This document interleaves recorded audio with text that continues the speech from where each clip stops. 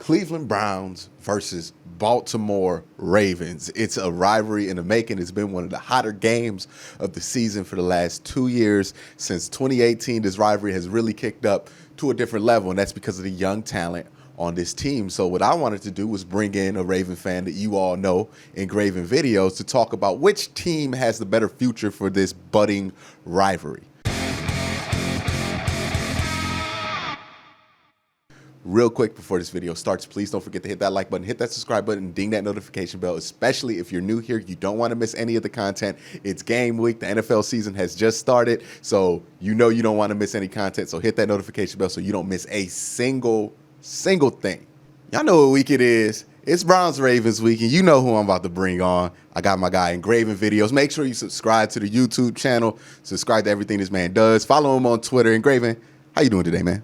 I'm good, man. I'm glad that we able to have this conversation because there was some question during the off season. There was some questions if we were even going to be able to make it to week one. But I'm glad we're here and we getting football, man. Oh man, I can't wait. And you know, one of the things I hit on in my intro was these two teams seem to be growing and building at a similar time. I don't know if it's at a similar rate, but it's at a similar time where they're going to be probably expected to be the best that they hope they can be at the same exact time. And I think also this rivalry throughout that time has kind of built up over the years. The Browns actually getting some wins in that rivalry so far.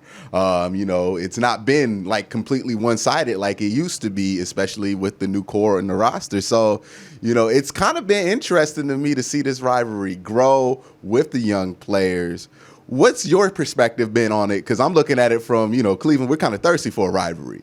But, you know, you, Baltimore, y'all used to rivalries. How does this feel like it's growing to y'all? Over the past couple of years, to me, it's gotten more life than the Ravens and Steelers rivalry. Because I feel like the Ravens and Steelers rivalry, they still got the rivalry, but it sort of died down a bit. But with the new quarterbacks, with Lamar Jackson, Baker Mayfield, them taking over for their teams, I feel like this rivalry has gained more steam. And, of course, I think it's 2-2 over the past 2 years as well. So it hasn't been any sweeps like it used to be. And yeah, Browns are fighting, Ravens are fighting, and yeah, it's like I said, it's just gaining more and more steam. Yeah, and I think one of the things that kind of add to a rivalry is not only do the games have to be competitive, not only you have to trade wins, you also have to beat the other team in their place. That hasn't been a problem for the Ravens beating the Browns in Cleveland, but you know the Browns don't always go up to Baltimore and win. Them getting that win last year was kind of like a critical piece in that. Also, the games have kind of mattered in these moments. Like I remember the game at the end of 2018. Like that was a huge consequential game for the Ravens. Like, and it came right down to the wire. Unfortunately, Baker Mayfield threw the interception to C.J. Mosley at the end of the game. But it's like that's why I think the rivalry is building, in my opinion, because it's like it feels like there's moments now. These games like they mean something. Opener, you know what I mean? Like there's juice behind it that really hasn't been behind any team the Browns have played in this division. Like there's always been the rivalry, but like there's actual juice in it. And you mentioned something about the young players. What do you think about the future from your perspective of this Cleveland Browns team? They got a lot of good young players. They got a lot of good young talent. Over the past couple of years, Browns have been assembling some really good rosters. But again, like we talked about last time, I just feel like it starts at the top because you can have the best roster in the world, but if you don't have the proper coaching and the proper culture, then things can just fizzle out. But they got Baker Mayfield. He just got to settle down a bit, I think. Baker Mayfield, he can be as good as anything. I remember when I first watched him on the I think it was a Thursday night football game where Browns were playing. I want to say the Jets, and Tyrod Taylor was the starting quarterback. Yes. But then Tyrod got knocked out. Was it the Jets? Yeah, it was the Jets, Thursday night football, okay. Second week of the season. So, yeah, so when Baker Mayfield came in there, it just turned around. And I think that's when they got their, first win in, 2 years? Or a year and a half, something like that. But I remember that place going crazy. But what I saw from Baker Mayfield, he had such good pocket presence, and he made quick decisions. He made good, quick decisions, and he got that ball out fast. So I think with Baker Mayfield, it's a matter of just getting his confidence up, his confidence in his consistency. With Nick Chubb, we were just talking offline about Nick Chubb. He one of the best running backs in the league, without a doubt, man. And I mean, the Ravens fans, we all know about Nick Chubb. And part of Nick Chubb's highlight run on us last year is gone now. So we'll see how we end up making up for that with Earl Thomas being out of there. But anyway, Nick Chubb, I'm not really sold. I know he doesn't drop the ball often, and that's the biggest thing with a pass catcher. But with Hooper, I'm not 1,000% sold on him, but I know Browns fans, I know a lot of y'all know a lot of y'all tired of David Njoku. He got, what's going on with his wrist? He always got wrist problems. But I know he struggles with drops. He's not the best blocking and whatnot. And there was the whole little back and forth. Oh, I want to trade. Oh, you know what? No, I'm going to stay here in Cleveland and whatnot. So that's just been all over the place. But Hooper, we'll see. I'm not sold on Hooper yet, but we'll see how he does. I guess week 1. They drafted Jedrick Willis, and he is set to start at left tackle, right? Left tackle, right? Okay. Yeah, left tackle. And he, I was reading Mary Kay Cabot and just following along during training camp and stuff, and he was talking about going up against Myles Garrett. That is a very, very good way to be introduced to the NFL. I know Myles Garrett was dealing with some injuries and whatnot, but he'll be fine week 1. But yeah, another young talented player, Myles Garrett. Speaking of, he one of the best pass rushers in the league. And with him, with y'all having Myles Garrett, and he's locked up for, what was it, a 5-year extension, I think? 5 years. So, yeah. So he's locked up for the next 6 years. You got, Greedy. He's dealing with an injury right now, though, unfortunately. I don't think it's looking good for him week 1 right now. But because he's been out for, it's been a couple of weeks already. A couple weeks now. Yeah. So, well, I mean, yeah, and you got Delpit, but he's obviously out with an injury too. But you do have a nice young core of players. So now it's about, and of course, Odell and Jarvis Landry, they 2 really, really good receivers. And I feel like Jarvis Landry, he's a really good receiver, but he doesn't get a lot of the credit. And I think that's just because of how big of a name Odell Beckham Jr. is and what he's established for himself as just a household name. But Jarvis Landry, it's funny because the Ravens, they were actually trying to trade for Jarvis Landry the year before y'all got him. But obviously that fell through, and the Browns got him a year later. But it's all good, man. But, yeah, like we talked about, they do have a nice young core of talent. But now the next question is the receiver's already taken care of, but who's going to get paid next and how much are they going to get paid? Because Browns have been able to go through these past couple of seasons with a lot of cap space. They've been able to assemble these big-time all-star rosters and whatnot. But now you got Baker Mayfield coming up. You got Chubb Deuce. Like you got these players that are coming up. So who are you going to take care of first, and how much is that going to affect the cap? So those are some big questions that when you have a young, talented team, you got to deal with that. Speaking of young, talented teams, the Ravens are obviously a young, very talented team. And I think the dynamic here is interesting because if you just look at this as like a Madden spreadsheet, like you'll see the young talent, I think, is more on the Cleveland side of things, but y'all got the best player, like hands down, in Lamar Jackson. So one, with that being the dynamic with the Ravens roster, how is that going to affect the build of this team and keeping this team together for the next years to come? Because he's going to be up for a pretty sizable payday, you would imagine. And 2, what do you think that does for the future of the Ravens? It's fun to think about, but it's scary to think about. When you think about on the field, it's like, oh, man, we got all this young talent and whatnot. It's exciting. I can't wait to see it. But then when you think about the business side of things, it's like, oh, man, you can't keep everybody. And Ravens have a lot of people over the next 1 to 2 years that are due for contract extensions. They got, of course, Lamar Jackson. They got Ronnie Stanley. They got Marlon Humphrey. They got Matt Judon. They got Mark Andrews. They got Orlando Brown Jr. And there are more, too. But you just simply can't pay everybody. Everybody can't get a deal. Everybody can't get an extension. So it does. I'm not jealous of Eric DeCosta, the Ravens GM, because he's in a super, super, super tough spot because he's going to have to make some tough decisions. That's why Ravens Super Bowl window, not that because they'll lose some people this upcoming offseason, not that the Super Bowl window will be closed, but they need to win now because once you start paying, everybody ain't staying. Who do you think in the long run, like given the cap situations, everything, who do you think in the long run is going to have the advantage as far as these two young teams on the rise? Like, because you could see somewhere where, Baker might not have to get that much money. And then, you already got Odell Jarvis under contract for so long here that they're kind of in a really good cap situation for the Browns.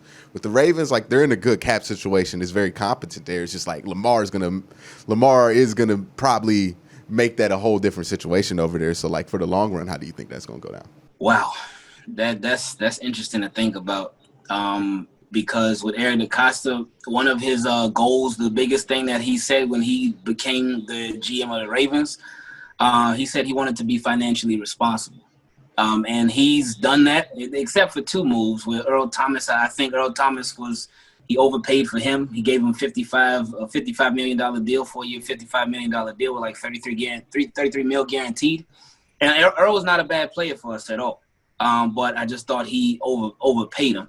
And then when they signed Michael Brockers this offseason, and injured Michael Brockers this offseason, I thought that wasn't the best move in the world either. I did like the signing, but I didn't like for what it was for. It was like a $30 million deal, I think.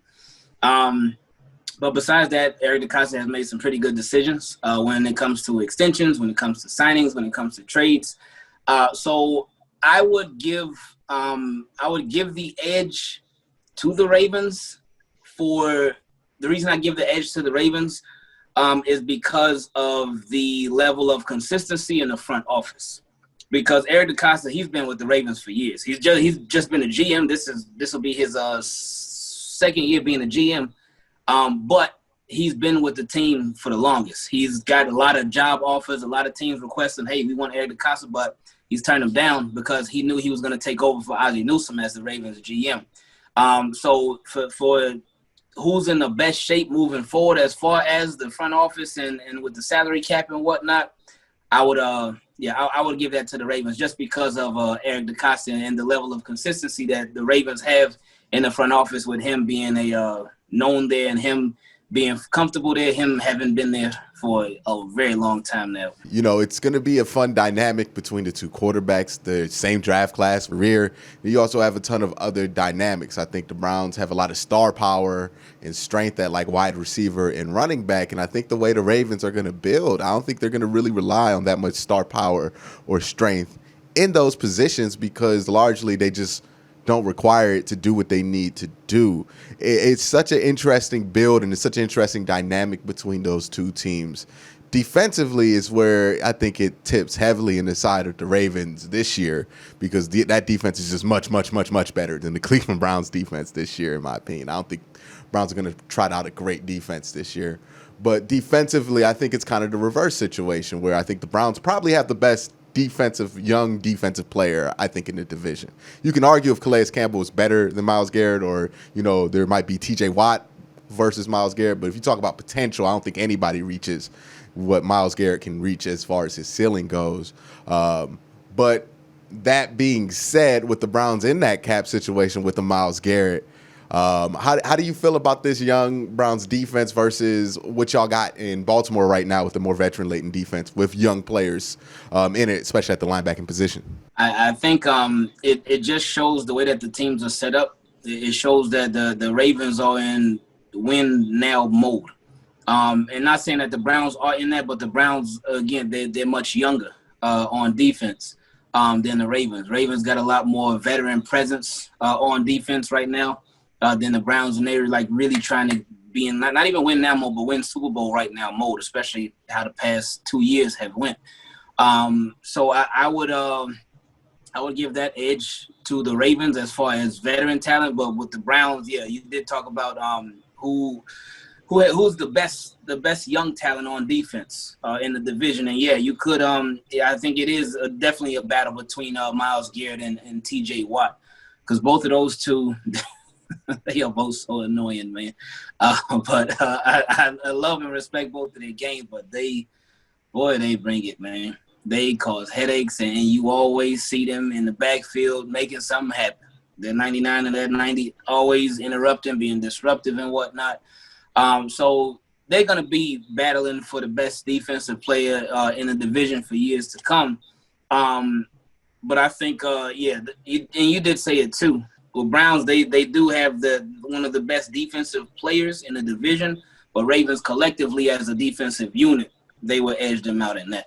Where do you see this division in 5 years? I think that's going to be an interesting thing to look at, right? Because you have a young team like Cincinnati who, quietly they're building a little bit something down there, in my opinion, at least. Young quarterback, young wide receivers out there.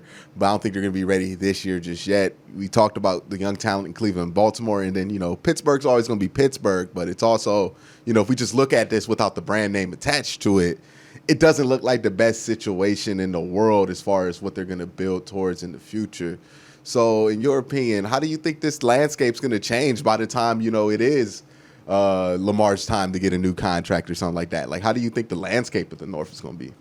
You did mention earlier how with the Ravens, they don't have the biggest star power on offense. And it seems like they may continue to go that route.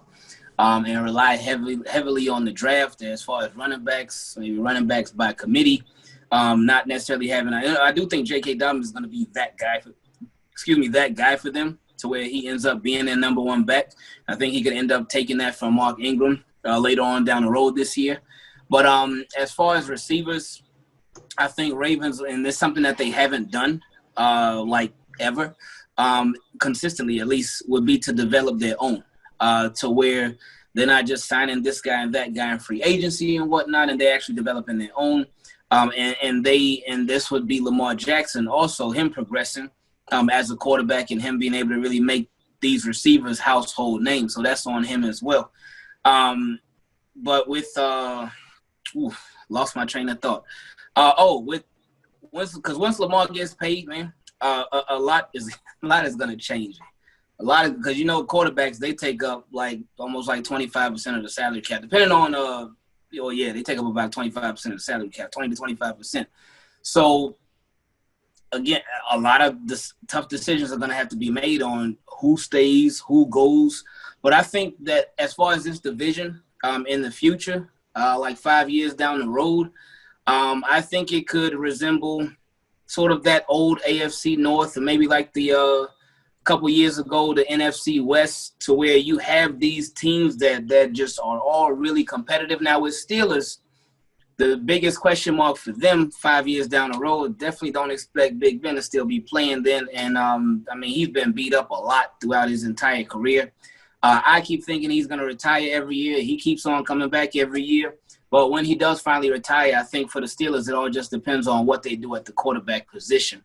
But if Joe Burrow is real deal, and if the Bengals keep building around him like they have been, providing him with a lot of weapons like he has right now, then they'll be competitive. And Bengals are usually, besides last year, but they're usually pretty competitive. That was under Marvin Lewis, though. But and the Browns, if they keep doing what they've been doing, then they'll continue to be a headache for the rest of the AFC North teams.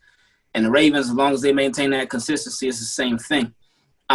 So this could be one of those divisions where, I would actually liken it to a successful NFC East division.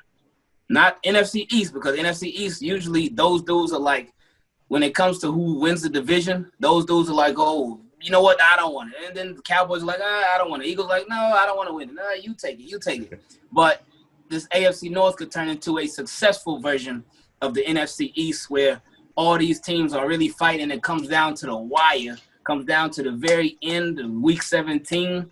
And when you had those super stressful games where it's like, oh, this team got to win and this team got to lose in order for my team to get in. I think it could end up turning into that over these next 5 years.